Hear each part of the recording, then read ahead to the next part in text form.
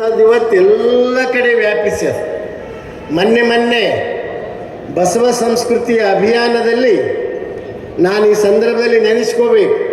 ಬಸವ ಸಂಸ್ಕೃತಿ ಅಭಿಯಾನ ಯಶಸ್ವಿ ಆಗಬೇಕಾದ್ರೆ ಎಲ್ಲರದು ಸಹಕಾರ ಇತ್ತು.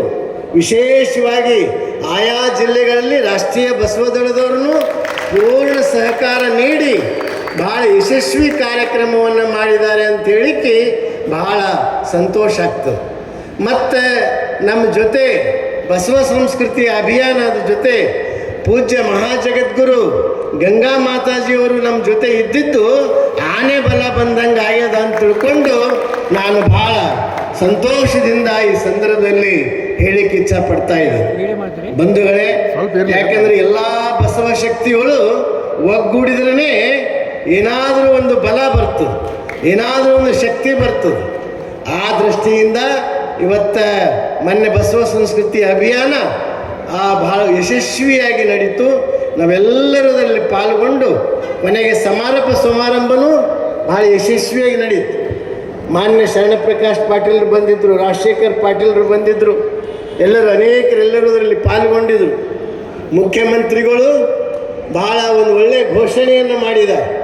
ಈ ಭಾಗದಲ್ಲಿ ಅನುಭವ ಮಂಟಪ ಕಟ್ಟಡ, ಅದಕ್ಕೆ ಜೀವಂತಿಕೆ ಬರಬೇಕಾದ್ರೆ, ಅದಕ್ಕೆ ಚೈತನ್ಯ ಶಕ್ತಿ ಬರಬೇಕಾದ್ರೆ, ಅದಕ್ಕೆ ಜಂಗಮತ್ವ ಬರಬೇಕಾದ್ರೆ, ಅದಕ್ಕೆ ವಚನ ವಿಶ್ವವಿದ್ಯಾಲಯ ಬೇಕು ಅಂತ ನಾವು ಬೇಡಿಕೆ ಇಟ್ಟಾಗ ಮುಂದಿನ ವರ್ಷ ನಾವು ಪ್ರಾರಂಭಿಸ್ತೀವಿ ಅನ್ನುವಂಥ ಘೋಷಣೆಯನ್ನು ಅವರು ಮಾನ್ಯ ಮುಖ್ಯಮಂತ್ರಿಗಳು ಮಾಡಿದರು. ಅದಕ್ಕೆ ಶರಣಪ್ರಕಾಶ್ ಪಾಟೀಲ್ರವರಿಗೆ ನಾನು ಈ ಭಾಗದ ಮಂತ್ರಿಗಳದಾರ, ಅವರು ಇದು ಮಾಡಿ ಅದಕ್ಕೆ ಪುಷ್ ಮಾಡಿ ಮುಂದಿನ ವರ್ಷ ಅದಕ್ಕೆ ಇಲ್ಲಿ ಪ್ರಾರಂಭ ಆಗುವಂಗೆ ಅದು ನೆರವೇರಬೇಕು ಅಂತ ನಾ ಈ ಮೂಲಕ ಶರಣಪ್ರಕಾಶ್ ಅವರಿಗೆ ಕೇಳ್ಕೊಳ್ತಾ ಇದ್ದೀನಿ. ರಾಜಶೇಖರ್ ಪಾಟೀಲ್ರಿಗೂ ಕೇಳ್ತಾ ಇದ್ದೀನಿ, ರಹೀಮ್ ಖಾನ್ರು ಕೇಳ್ತಾ ಇದ್ದೀನಿ. ಎಲ್ಲರಿಗೂ ಅಂದರೆ ಈ ಅನುಭವ, ಯಾಕಂದರೆ ಇದು ಶರಣ ಭೂಮಿ, ಇದು ಬಸವ ಭೂಮಿ. ಇಲ್ಲಿ ನಮ್ಮ ಸಲುವಾಗಿ, ಹೆಣ್ಣಿನ ಸಲುವಾಗಿ ಪ್ರಾಣ ಕೊಟ್ಟಿಲ್ಲ, ಅವರು ಮಣ್ಣಿನ ಸಲುವಾಗಿ ಪ್ರಾಣ ಕೊಟ್ಟಿಲ್ಲ, ಮಣ್ಣು ಹೆಣ್ಣಿಗಾಗಿ ಪ್ರಾಣ ಕೊಟ್ಟವರಲ್ಲ. ಸಮಾನತೆಯ ತತ್ವಕ್ಕಾಗಿ, ಪ್ರಜಾಪ್ರಭುತ್ವಕ್ಕಾಗಿ ಪ್ರಾಣ ಕೊಟ್ಟವರು ಜಗತ್ತಿನಲ್ಲಿ ಯಾರಾದರೂ ಇದ್ದರೆ ಅವರು ಶರಣರು. ಅವರ ತ್ಯಾಗ, ಅವರ ಬಲಿದಾನ, ಅವರ ಬಲಿದಾನ ನಾವು ಹುಸಿ ಮಾಡಬಾರ್ದು. ಅದನ್ನು ಸಾರ್ಥಕ ಮಾಡಬೇಕು. ಅದನ್ನು ಅವ್ರು ಚೆಲ್ಲಿರುವಂಥ ರಕ್ತ ಎಂದೂ ಹುಸಿ ಹೋಗಂಗಿಲ್ಲ. ಒಂದೊಂದು ಕಣಕಣದಲ್ಲಿ ಅಣುವಿನಲ್ಲಿ ಆ ಶಕ್ತಿಯನ್ನು ತುಂಬ್ಯದ, ಆ ಶರಣ ಶಕ್ತಿಯನ್ನು ತುಂಬ್ಯದ. ಆ ರಕ್ತ ಎಂದೂ ಹೋಗಂಗಿಲ್ಲ.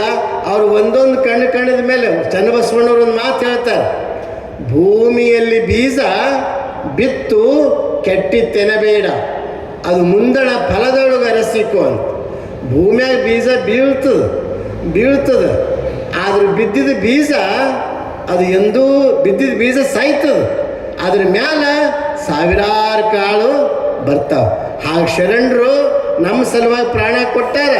ಅವ್ರು ಒಂದೊಂದು ರಕ್ತದ ಕಣದ ಮೇಲೆ ಸಾವಿರ ಶರಣರು ಹುಟ್ಟುತ್ತಾರ ಅನ್ನೋದು ನಾವು ಮರಿಬಾರ್ದು ಯಾರು. ಅದೆಂದೂ ಹುಸಿ ಹೋಗಂಗಿಲ್ಲ.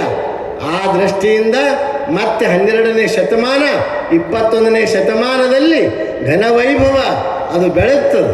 ಒಬ್ಬ ಕವಿ ಹಾಡ್ತಾನೆ, ಬಸವ ಭೂಮಿ ಮತ್ತೆ ಬಸವಾದಿ ಪ್ರಮಥರಿಂ ವೈಭವದಿ ಬೆಳಗಬೇಕು, ಬಿಸಿ ರಕ್ತ ತರುಣರನ್ನು ಹುರಿದುಂಬಿಸಲ್ಕೆಂದು ರಣಬೇರಿ ಮೊಳಗಬೇಕು ಅಂತ ಹಾಡ್ತಾರ.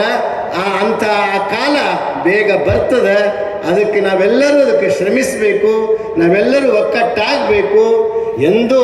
ಯಾಕಂದರೆ ಈಗಾಗಲೇ ನಮ್ಮ ಪ್ರಾಸ್ತಾವಿಕ ಮಾತುಗಳಲ್ಲಿ ಬುಳ್ಳ ಅವರು ಪ್ರಸ್ತಾಪ ಮಾಡಿದ್ರು, ಬಸವಣ್ಣನ ಕೊಟ್ಟಿರುವಂಥ ಯಾವುದೇ ಧರ್ಮದ ಇದು ಅಲ್ಲ. ಬಸವಣ್ಣನವರು ಅನುಭವ ಮಂಟಪದಲ್ಲಿ ಒಂದು ಹೊಸ ಸಮಾಜವನ್ನು, ಒಂದು ಹೊಸ ಧರ್ಮವನ್ನು ಹುಟ್ಟಾಕಿದರು. ಅದರ ಹೆಸರೇ ಲಿಂಗಾಯತ ಧರ್ಮ. ಅದು ಇಂದಲ್ಲ ನಾಳೆ ಅದು ಯಶಸ್ವಿ ಆಗೇ ಆಗ್ತದೆ. ಅದು ಎಂದೂ ಹುಸಿ ಹೋಗಂಗಿಲ್ಲ. ಅದಕ್ಕೆ ಆ ಲಿಂಗಾಯತ ಧರ್ಮ ಅದು ಯಾಕಂದ್ರೆ ಅದಕ್ಕೊಬ್ಬರು ಧರ್ಮ ಗುರು ಇರ್ತಾರೆ, ಅದಕ್ಕೊಬ್ಬರು ಗ್ರಂಥ ಇರ್ತದೆ, ಅದಕ್ಕೊಂದು ಸಮಾಜಶಾಸ್ತ್ರ ಇರ್ತದೆ, ಅದಕ್ಕೊಂದು ನೀತಿಶಾಸ್ತ್ರ ಇರ್ತದೆ, ಅದಕ್ಕೊಂದು ಅರ್ಥಶಾಸ್ತ್ರ ಇರ್ತದೆ. ಎಲ್ಲನೂ ಒಂದು ಸಂವಿಧಾನ ಅದ ಅದಕ್ಕೆ. ಆದ್ದರಿಂದ ಲಿಂಗಾಯತ ಧರ್ಮ ಅದು ಪರಿಪೂರ್ಣ ಧರ್ಮ. ಆ ದೃಷ್ಟಿಯಿಂದ ಪರಿಪೂರ್ಣ ಧರ್ಮದ ಮಾನ್ಯತೆ ಇಂದಲ್ಲ ನಾಳೆ ಅದು ಸಿಗ್ತದ ಅನ್ನುವಂಥ ಭರವಸೆಯನ್ನು ನಾವೆಲ್ಲರೂ ಒಕ್ಕಟ್ಟಾದ್ರೆ ಖಂಡಿತವಾಗಿಯೂ ಅದು ಹಾಗೇ ಆಗ್ತದೆ. ಆ ದೃಷ್ಟಿಯಿಂದ ಇವತ್ತ ಅಂತಹ ಕಾರ್ಯವನ್ನು ಭಾಳ ಯಶಸ್ವಿಯಾಗಿ ಪ್ರತಿ ವರ್ಷ ಕಲ್ಯಾಣ ಪರ್ವ ಭಾಳ ಒಳ್ಳೆಯ ರೀತಿಯಿಂದ ಮಾತಾಜಿಯವರು ಪ್ರಾರಂಭ ಮಾಡಿದ್ದಾರೆ. ಒಂದು ಮಾತು ನೆನ್ಪಿಟ್ಕೋಬೇಕು ಎಲ್ಲರೂ, ನಮ್ಮ ಲಿಂಗಾಯತರಿಗೆ ಒಂದು ಕಡೆ ಕೂಡ ಸ್ಥಳನೇ ಇರಲಿಲ್ಲ. ಪಂಢರಪುರಕ್ಕೆ ಹೋಗ್ತಿರೋ, ಅಲ್ಲಿ ಹೋಗ್ತಿರೋ, ಆ ಕಡೆ ಹೋಗ್ತಿರೋ, ಈ ಕಡೆ ಹೋಗ್ತಿರೋ, ಎಲ್ಲೆಲ್ಲೋ ಹೋಗಿ ಬರ್ತಿರು, ಯಾವುದೂ ಸ್ಥಳ ಇರಲಿಲ್ಲ. ಮೊಟ್ಟ ಮೊದಲು ಬಹುತೇಕ ಶರಣ ಮೇಳ ಪ್ರಾರಂಭ ಆಗಿ ಎಷ್ಟು ವರ್ಷ ಆಯಿತು? 29 ವರ್ಷದ ಕೆಳಗೆ 38 ವರ್ಷ ಕೆಳಗೆ 38 ವರ್ಷ ಕೆಳಗೆ ಎಲ್ಲ ಲಿಂಗಾಯತರಿಗೆ ಒಂದು ಸ್ಥಾನ ಬೇಕಂತ ತಿಳ್ಕೊಂಡು ಕೂಡಲ ಸಂಗಮದಲ್ಲಿ ಶರಣ ಮೇಳ ಪ್ರಾರಂಭಿಸಿದವರು ಮೊಟ್ಟ ಮೊದಲು ಮಾತಾಜಿಯವರು ಅಂತ ಅನ್ನೋದು ನಾವೆಲ್ಲರೂ ಹೆಮ್ಮೆ ಪಡಬೇಕು, ನಾವೆಲ್ಲರೂ ಖುಷಿ ಪಡಬೇಕು. ಯಾಕಂದರೆ ಎಲ್ಲರನ್ನ ಒಂದು ಬಸವ ಸೂತ್ರದಲ್ಲಿ ಬಂಧಿಸಿದವರು ಪೂಜ್ಯ ಜಗದ್ಗುರು ಮಾತಾಜಿಯವರು. ಅಂಥ ಕಾರ್ಯವನ್ನು ಅವರು ಮಾಡಿದ್ದಾರೆ. ಆ ರಥವನ್ನು ನಾವೆಲ್ಲರೂ ಸೇರಿಕೊಂಡು ಎಳಿಬೇಕಾಗಿದೆ. ಈ ಭಾಗದಲ್ಲಿ ನಮ್ಮ ಗುರುಗಳು ಚನ್ನಬಸವ ಪಟ್ಟದೇವರು ಅನುಭವ ಮಂಟಪ ಸಲುವಾಗಿ, ಬಸವ ತತ್ವ ಸಲುವಾಗಿ ಮಾತಾಜಿಯವರು ಬಂದಾಗ, ಲಿಂಗಾನಂದ ಸ್ವಾಮಿಗಳು ಬಂದಾಗ ಸ್ವಾಗತ ಮಾಡೋರು ಬೀದರ್ ಜಿಲ್ಲೆಯಲ್ಲಿ ಮೊಟ್ಟ ಮೊದಲು ಯಾರಂತಂದ್ರೆ ನಮ್ಮ ಚನ್ನಬಸವ ಪಟ್ಟದೇವರೇ ಅವರು ಹೃತ್ಪೂರ್ವಕವಾದಂಥ ಸ್ವಾಗತವನ್ನು ಮಾಡ್ತಿದ್ರು. ಅಂಥ ಕಾರ್ಯವನ್ನು ಇವತ್ತು ನಾವೆಲ್ಲರೂ ಅದನ್ನು ರಥವನ್ನು ಎಳಿಬೇಕು. ಆ ರಥವನ್ನು ಎಲ್ಲ ಕಡೆ ಎಳೆದು ನಾಡಿನ ತುಂಬ ಬೀರಬೇಕು ಅನ್ನುವಂಥ ಮಾತನ್ನು ಈ ಸಂದರ್ಭದಲ್ಲಿ ಹೇಳಿ, ಹೇಗೆ ಬಸವ ಕಲ್ಯಾಣಕ್ಕೆ ಬಂದಾಗ ಒಂದು ನೋಡ್ತಕ್ಕಂಥ ಮೊದಲನೇ ಸ್ಥಾನ ಯಾವುದು ಅಂದರೆ ಸರ್ಕಾರ ಅನೇಕ ಗವಿಗಳೆಲ್ಲ ಉದ್ಧಾರ ಮಾಡ್ಯಾರ.